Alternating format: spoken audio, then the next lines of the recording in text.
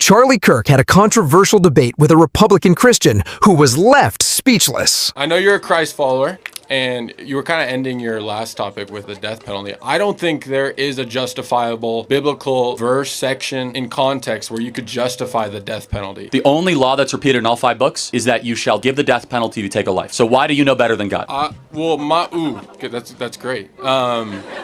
That's not man. Yeah. God said, if a life is taken, you shall take the life. So why is your opinion above God's own teaching to his people?